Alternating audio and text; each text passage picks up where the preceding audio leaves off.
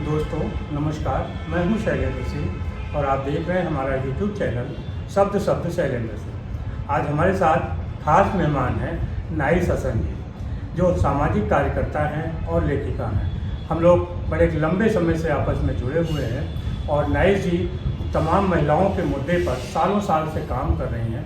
जब हमने पत्रकारिता शुरू की थी और उस दौर में हम बहुत सारी जो लेख होते थे, जो समस्याएं होती थी, उनके समाधान के लिए बात करते थे और बताते थे किस तरीके से समाज की स्थितियां हैं।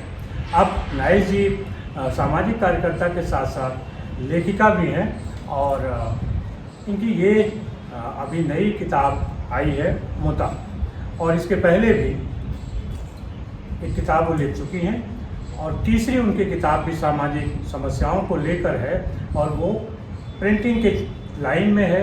जल्दी हम उम्मीद करते हैं कि अगले साल हम लोगों को वो भी पढ़ने को मिलेगी। नाइस जी, बहुत बहुत आपका स्वागत है। धन्यवाद। सबसे पहले तो ये बताइए कि जो आपकी सामाजिक यात्रा थी उसको लेखक के तौर पे कैसे आपने पेश किया? देखिए शैलेंद्र जी, हमने बहुत पहले ही सोचा था। हम लोग ने देखिए 20-22 साल की उम्र से ये सब शुरू किया था, लेकिन तभी हमने सोचा था कि जब हम 40 के हो जाएंगे तो हम इतने तजर्बों को लिखेंगे। तो ये उसका एक हिस्सा समझिए। अच्छा। कि हमने ये तय था कि हम 40 के बाद लिखना शुरू करेंगे। तो हमने फिर लिखना शुरू किया और उसी कड़ी में ये एक रिसर्च हमारा सामने आया है मुता, जो कि टेम्परेरी मैरिज होती है मुस्लिम सोसाइटी में। ये एक ऐतिहासिक उसमें भी रही है और भारत में अभी भी है। हमने इसको रिसर्च किया। आपके लेकिन लेख अखबारों में छपते रहे हैं जी। वो उनके बारे में थोड़ा बताइए, कब से शुरू किया और वहाँ पे जो उसके जरिए जो समाज को आपने दिया वो आपको क्या लगता है? लेख तो देखिए, जब आदमी काम करता है तो उसको सोचना नहीं पड़ता, वो लिखता ही है और जिससे गुजर रहा है। तो लेख तो हम शुरू से लिख रहे हैं और जब हम स्कूल कॉलेज में थे तब भी हम स्कूल मैगजीन में भी लिखा करते थे। बाद में अखबारों में लिखने लगे, हर बड़े अखबार में हम अपने लिखते रहे और आज भी लिखते हैं। हमें लगता है ये ज़रूरत है इसलिए कि औरत का पक्ष समाज में आना चाहिए।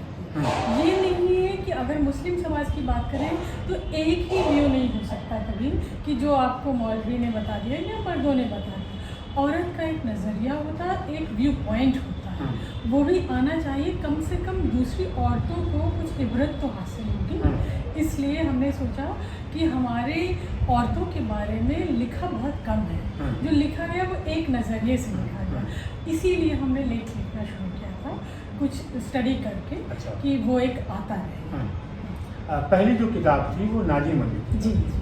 क्या था उसके बारे में थोड़ा सा बताइए। नाजिम अली स्मृत स्वतंत्रता सेनानी, या नाजिम अली जो थे वो हमारे ग्रैंडफादर थे और बहुत ही कर्मठ नेता थे, स्वतंत्रता सेनानी। 1916 में उन्होंने आज़ादी आंदोलन को ज्वाइन किया था और उसके बाद गांधी जी के ज़ेरे साया उन्होंने काम किया। गांधी जी उनमें बहुत संभावना देखते थे तो उन्होंने उस संभावना को हमेशा पूरा किया। शास्त्री जी उनके बहुत करीब थे। जवाहरलाल नेहरू जी जब भी आते थे उनकी मीटिंग को एड्रेस करना, संचालन करना हमारे बाबा ही करते थे। और उन्होंने उस पूरे नज़रिए को जो गांधी जी का था, ईमानदारी, सच्चाई, किसी से रिश्वत नहीं, बेईमानी नहीं, हिंदू मुस्लिम एकता, वो उन्होंने बिल्कुल ज़िंदगी में उतारा था हमारे बाबा ने। और उसका नतीजा रहा कि 1916 से जब वो खुद एक नौजवान लड़के थे और 1947 तक जब देश आज़ाद हुआ, वो पूरी तरह उन्होंने अपने आप को उसमें लगा दिया था। तो उनके तमाम रिकॉर्ड आर्काइव्स में थे। तो हमने सोचा अब हम उनकी पोती हैं तो ये काम करें। फिर हमने सब ढूंढ के उनके बारे में किताब लिखी। सुल्तानपुर के नगर? जी हाँ, सुल्तानपुर के हैं। हमारे ग्रैंडफादर 2 बार MLA भी रहे थे। अच्छा। सुल्तानपुर से, जयसिंहपुर से 2 बार MLA रहे थे। तो उनको लोग बहुत ही ईमानदार और सांप्रदायिकता के खिलाफ नेता के तौर पे जानते थे। अच्छा। और फिर ये दूसरी किताब मुता आई, थोड़ा सा विस्तार में बताइए, तमाम लोगों को शायद इसकी जानकारी भी नहीं। जी। देखिए, मुता जो है एक टेम्परेरी मैरिज होती है जो मुसलमानों में था, ऐतिहासिक संदर्भ में देखें तो अरब में मुता था, ईरान में मुता था, और जब अरब हिंदुस्तान आए केरल में, त्रिशूर में ख़ास तौर पे, तो वहाँ पे इसका चलन आया साथ। बहुत सी अच्छी चीज़ें भी आई। अरबों और हिंदुस्तानी को बड़े प्यारे रिश्ते रहे। लोग नफ़रत का समझते हैं, लेकिन अरबों ने खुद हिंदुस्तानियों को इनवाइट किया था, आप गणित, खगोल शास्त्र इसके बारे में हमें बताएं, और हमने उनसे उनकी तमाम चीज़ें ली, जैसे उनके मसाले, उनके संदल और तमाम चीज़ें कल्चरल, उनसे हमने खुद भी ली है। तो हमारे उनके रिश्ते बहुत अच्छे रहे। और देखिए, आज भी अरब में अल हिंद टाइटल औरतों के नाम में जुड़ता है। ये कितनी बड़ी बात है ना, कि अभी भी वो फलाना अल हिंद, इसका मतलब होता है हिंदुस्तान से। हाँ।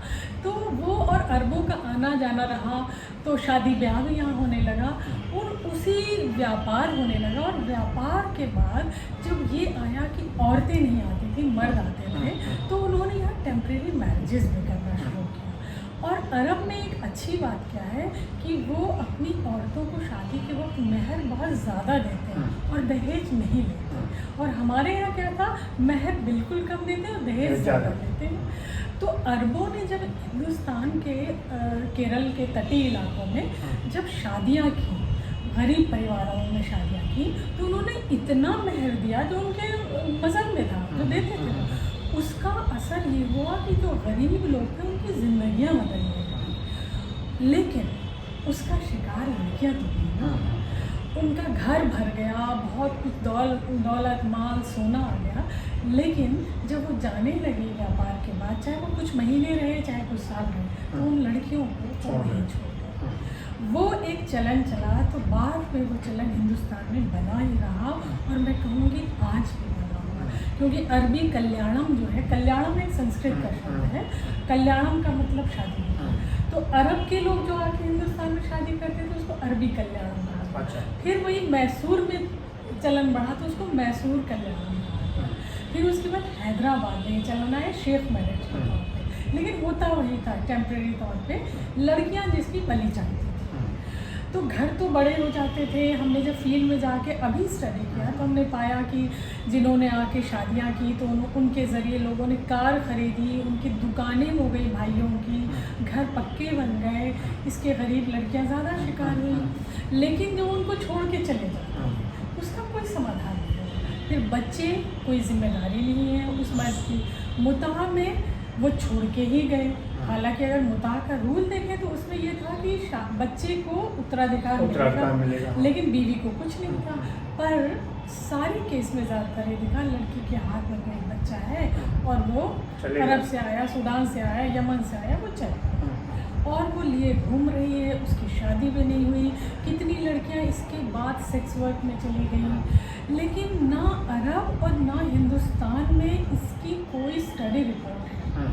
ये एक चिंता की बात है कि कुछ औरतों को अरब लेके भी गए अपने साथ, लेकिन उसके बाद वो उनको वहाँ छोड़ दिया। कुछ औरतें मार दी गई, कुछ वहाँ बेच दी गई, लेकिन उनका कोई अरब ने भी कोशिश नहीं की और हिंदुस्तान ने भी।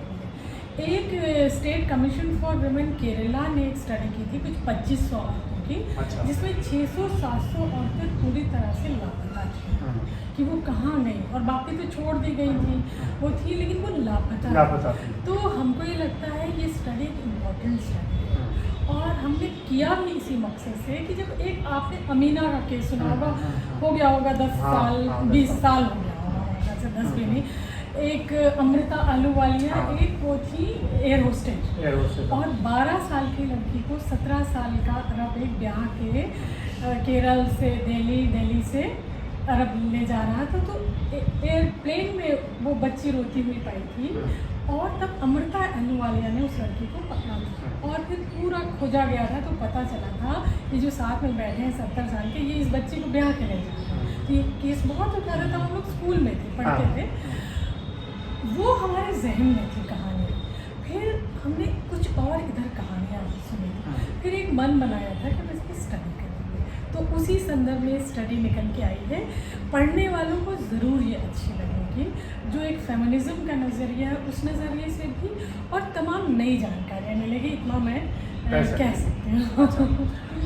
और जो आपकी समस्याएं महिलाओं की दिखती हैं, खासतौर से आप जिस तरीके से बोलती हैं, लिखती हैं, तो उनसे कुछ समस्याओं का सामना करना पड़ता है जो कट्टरपंथी लोग हैं, किस तरीके से आप? नहीं, वो तो हमेशा रहा है। आज नहीं, हमारे बाबा को भी बहुत सामना करना पड़ा और हम उन्हीं की पोती है, उसी लेगेसी को लेके आगे चल रहे हैं, तो हमें भी बहुत करना पड़ता है।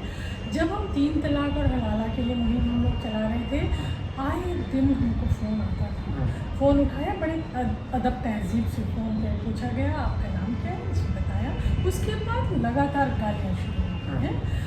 और कोई कभी लंदन से फ़ोन आता था, कभी लखनऊ के तमाम लोग, कभी बॉम्बे से, और आप कश्मीर से हमारे पास फ़ोन आए हैं जब हमने FIR भी कराई है। आपने देखा होगा, हमने कई बार FIR कराई है, और मारने की धमकी दी गई है। लेकिन हम कहते हैं हम इस्लाम के ख़िलाफ़ नहीं हैं, आपके ख़िलाफ़ नहीं हैं हम तो जो गलत चीज़ें आप सब ने या लोगों ने तैयार की, हम सिर्फ उसके खिलाफ। आप मज़हब की प्रैक्टिस करें, हम आपके ख़िलाफ़ नहीं हैं। आप नमाज़ पढ़ें, हम आपके ख़िलाफ़ नहीं हैं। लेकिन अगर अल्लाह का नाम लेके, मोहम्मद का नाम लेके कुछ गलत प्रैक्टिसेस हैं जो कहीं पाए नहीं जाते हैं, तो अगर आप वो प्रैक्टिस को कहेंगे कि नहीं ये ऑथेंटिक है, ये किया जाना चाहिए, तब हमको बोलना ज़रूरी होता है। तो बहुत बार हमने FIR की, बहुत बार लोग घर पे आए, बैठे रहे कि मारेंगे इनको, आज ये कहाँ है। ये होता है, ये हमारे बाबा ने भी सहाया और हमने भी सहाया। अच्छा, जो अगली किताब है जी, कुछ थोड़ा सा उसके बारे में बताइए, क्या विषय होगा? हाँ, अगली किताब जो है वो हमने थोड़ा फिक्शन की स्टाइल में लिखी। अच्छा। इशू सब यही है, एक बहादुर औरत की कहानी, बहादुर मुसलमान औरत की कहानी जो लखनऊ की है। अच्छा। नौजवान लड़की है, लखनऊ यूनिवर्सिटी में पढ़ती है। वो ऑर्थोडॉक्स मुस्लिम नहीं है, एकदम नॉर्मल लड़की है। उसकी ज़िंदगी में क्या क्या आता है, मजहबी चीज़ें आती हैं जिससे वो दो चार होती है, और दो चार होते होते फिर उसको एक वक्त ऐसा आता है कोर्ट जाना पड़ता है और पूरी आर्ग्यूमेंट होती है और वो उससे जीत के आती है। अच्छा। एक हिम्मतवर औरत को हमने उसमें दिखाया, मुसलमान औरत, तो वो है सब रियल अच्छा। कहानी। हाँ, फिक्शन में थोड़ी सी बाउंडेशन दूसरी हो जाती है। आप बहुत सारी चीज़ों से बच जाते हैं। हाँ, ये तो है। अच्छा, जो आपने विकलांग महिलाओं के बारे में सामाजिक रूप से भी समझा है, बहुत सारे केस आप लोगों के साथ रहे जी, हैं, जी। आज 20-25 साल बाद जो हालत है वो क्या देखती है? नहीं, देखिए, इसमें दोनों चीज़ें हैं। बहुत अच्छा भी हुआ है, ऐसा नहीं कि सब चीज़ बुरी है। अच्छा ये हुआ है कि औरतें बोलने लगी, आवाज़ उठाने लगी, वो ना कहना सीख रही हैं। उसमें सिर्फ हम ही नहीं, तमाम महिला आंदोलन के लोग जिम्मेदार हैं जिन्होंने औरतों को ना कहना सिखाया। अच्छा तो ये हुआ है, और बुरा ये हुआ है कि शायद हमें लगता है कि सरकार उतनी सीरियस नहीं है औरत के सवाल पर, कोई भी सरकार रही हो, वो उतना गंभीर नहीं है। कहीं ना कहीं चूल्हे चौके और बर्तन के गणित में फंसा के, बिस्तर के गणित में फंसा के औरत को रखने की जो परंपरा है उसको पुश किया जाता है। उसको हर तरफ, हाँ, नागरिक की तरह उसको नहीं देखा जाता कि उसकी चॉइस है कि वो ये करे या वो करे। नहीं, आप अच्छी औरत तब बनोगी जब खाना पकाओ, बर्तन धो, झाड़ू लगाओ, तभी वो कर सके। ये जीने की चीज़ें हैं ना, ये मर्द भी कर सकता, औरत भी, लेकिन आप उसको ज़िंदगी के लिए थोप नहीं सकते ना कि यही तुम्हारी बाउंड्री है। तो मुझे लगता है बहुत सी बेड़ियाँ टूटी हैं, लड़कियों ने खुद आगे बढ़ के तोड़ी है। लेकिन जैसे होता है ना कि हम 10 कदम आगे गए, 5 कदम पीछे, अभी वो चल रहा है। क्योंकि अगर गवर्नमेंट सीरियस हो जाएगी, खाली ये कहना कि हम कोई अभियान चला के महिला हिंसा, पखवाड़ा चला के महिला हिंसा ख़त्म कर सकते हैं, तो आप जानते हैं कि वो मुमकिन ही नहीं, कभी मुमकिन नहीं। वो गरीबी हटाओ आंदोलन जैसा, हाँ, ऐसा नहीं हो सकता। ये एक लगातार भाई आधी आबादी साथ साथ चल रही है ना, तो सड़क पर 50% सिर औरतों के भी दिखने चाहिए, दफ्तरों में 50% दिखने चाहिए। लेकिन जब रिजर्वेशन की बात आती है उसको गोलमोल करके ख़त्म कर दिया गया। तो ये हिंदू मुसलमान सब औरत की लड़ाई है, सब औरत की हकीकत है। लेकिन लोगों को लगता है कि हिंदू अलग है, मुसलमान अलग है, दोनों की औरतों की लड़ाई अलग अलग है। नहीं, देखिए, कुछ मुद्दे अलग हैं, लेकिन बाकी बेसिक लड़ाई हम सबकी एक ही है। देखिए, अगर हमने वुमेन्स राइट को ना समझा होता अपने शुरुआती दौर में, हम 22 साल के थे, तो हम मुस्लिम वुमेन राइट को कैसे समझ पाते भाई? जब औरतों की लड़ाई में शामिल हुए तब देखा कि उसके लिए कितनी बाउंड्रीज तैयार की गई है, उसके लिए कितनी रोक टोक है। तो हिंदू के लिए भी है, दलित के लिए भी है, ईसाई के लिए भी है, मुसलमान के लिए भी है। तो जब हम वो समझते गए तभी हमें लगा कि कुछ मुसलमान औरतों में स्पेसिफिक होते हैं, जैसे उसके मज़हब से जोड़ के हर वक्त मज़हब से जोड़ के देखना, आप उठी तो मज़हब, बैठी तो मज़हब, ये मुमकिन है नहीं। जो लोग कहते हैं वो खुद भी नहीं कर सकते ऐसे, है ना, कि आज हम यहाँ से उड़ाई घटी देखें वहाँ जाना है, तो मोबाइल भी हमने उठाया, घड़ी भी हमने देखी, तो क्या क्या मज़हब में आप देख पाएंगे, नहीं देख पाएंगे। तो कुछ चीज़ें जो बनाई है पेट्रियार्की ने, जैसे 3 तलाक का सवाल था, जैसे हलाला का सवाल है, मुता का सवाल है, महिलाओं के खतने का सवाल है, आप उसको धर्म से जोड़ के ना देखें। वो एक तरह की बैड प्रैक्टिस है और बैड प्रैक्टिस को हम सबकी जिम्मेदारी है मिलके उसके खिलाफ आवाज़ उठा। बस इतनी सी बात है, इतना समझ लीजिए। इतनी सी बात पे इतना हंगामा है। इतना हंगामा है। अच्छा, आजकल की जो लड़कियां हैं, खासतौर से यंग एज जो आ रही हैं, आप उनको देख के क्या लगता है आपको कि जो ये नारीवादी या महिलाओं के मुद्दे हैं, उनकी कितनी समझ लगती है? देखिए, समझ वो हमसे ज़्यादा रखती है। अच्छा। देखिए, सोशल मीडिया का दौर है। जब हम लोग एक ज़माने में लाइब्रेरी भागते थे, किताबें उठाते थे, भाई कमला वसीम ने क्या लिखा, आभा भैया ने क्या लिखा, रोना बनर्जी ने क्या लिखा, वो सब आज उनके टिप्स पे वो सब अच्छे से जान जाते हैं और अपडेटेड है लड़कियाँ। ये बात तो है कि अपडेटेड है। और जब उनके ऊपर एक्सट्रीम वायलेंस होता है, तो आपने देखा है साक्षी मिश्रा जैसी लड़की भी आ गई सोशल मीडिया पर और उसने कहा कि मेरे ऊपर हमला हो सकता है, मुझे बचाया जाए। तमाम लोग उसके साथ खड़े हो गए। या और दूसरी लड़कियां भी ऐसी हैं, जब एक्सट्रीम हो जाता है तो उसी जिस कमरे में उन्हें कैद किया गया है, वहीं से एक वीडियो बना के डाल देती है। कितनी अच्छी बात है, सोशल मीडिया की ताकत। ये ताकत है जो औरतों को बहुत ताकत दे रहा है। भाई बुरी चीज़ें तो है ही, वो तो होंगी हर दौर में कुछ ना कुछ अच्छा बुरा। लेकिन ये औरत को ताकत देता है कि आपने कहा कि तुम चॉइस मैरिज नहीं कर सकती, तुम फिर कोठरी बंद करें, मोबाइल लेके अंदर है, उसने वहीं से अपनी दुनिया बड़ी कर ली। उसके दरवाजे पे 100 लोग आ गए कि वो ऐसा हम तुम्हारे साथ ताकत मिलती। तो मुझे लग रहा आज की लड़कियाँ बहुत समझदार हैं। तो बहुत शुक्रिया नाइस जी, हम लोग आपकी अगली किताब का इंतज़ार कर रहे हैं और आप लोग मुता पढ़िए।